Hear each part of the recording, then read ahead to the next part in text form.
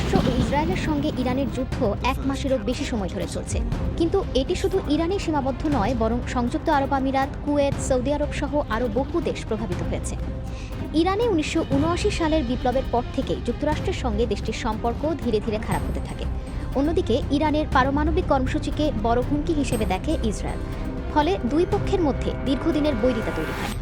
এই উত্তেজনা চলতি বছরের 28শে ফেব্রুয়ারি বড় ধরনের সংঘাতে রূপ নেয়। সেদিন যুক্তরাষ্ট্র ও ইসরায়েল যৌথভাবে ইরানের পারমাণবিক স্থাপনা, ক্ষেপণাস্ত্র ঘাঁটি এবং গুরুত্বপূর্ণ ব্যক্তিদের লক্ষ্য করে ব্যাপক বিমান হামলা চালায়। এই হামলায় ইরানের সর্বোচ্চ নেতা আয়াতুল্লাহ খামেনি নিহত হন। এরপর থেকেই পরিস্থিতি দ্রুত নিয়ন্ত্রণের বাইরে চলে যেতে থাকে এবং সংঘাত আরও তীব্র আকার ধারণ করে। অনেকের মনে প্রশ্ন, এই আঞ্চলিক সংঘাত কি আরও বড় আকার ধারণ করে আরেকটি বিশ্বযুদ্ধে রূপ নিতে পারে? অক্সফোর্ড বিশ্ববিদ্যালয়ের ইতিহাসবিদ মার্গারেট ম্যাকমিলান বলেন, সাধারণ মানুষের ধারণা যে কোনো যুদ্ধই খুব পরিকল্পনা করে শুরু করা হয়।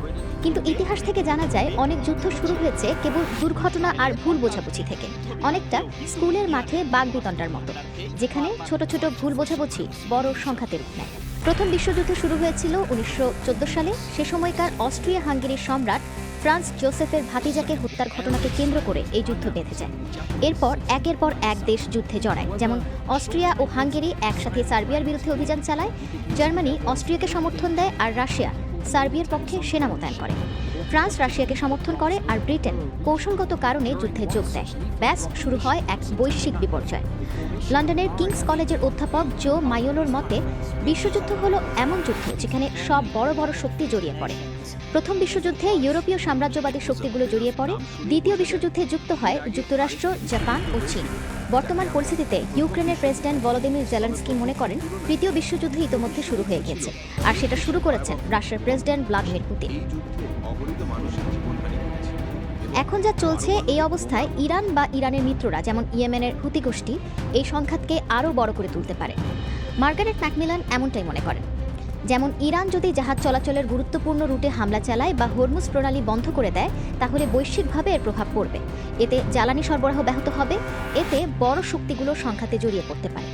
যেমন এক অঞ্চলের সংঘাত অন্য জায়গায় নতুন করে সংঘাতের সুযোগ তৈরি করতে পারে। সহজ করে বললে, চীন ভাবতে পারে যে পশ্চিমা দেশগুলো যেহেতু অন্যদিকে ব্যস্ত, তাই এই সুযোগে তারা তাইওয়ানের ব্যাপারে পদক্ষেপ নিতে পারে। আবার রাশিয়াও ইউক্রেনে তাদের তৎপরতা বাড়াতে পারে। তবে অধ্যাপক মায়োলো মনে করেন, মধ্যপ্রাচ্যের এই সংঘাত আঞ্চলিক পর্যায়ে সীমাবদ্ধ থাকবে।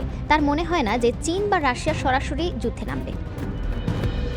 যুদ্ধ শুরু হওয়ার পেছনে 3টি কারণকে দায়ী করেছেন অধ্যাপক ম্যাকমিলান: অহংকার, সম্মানের আকাঙ্ক্ষা এবং প্রতিপক্ষের প্রতি ভয়।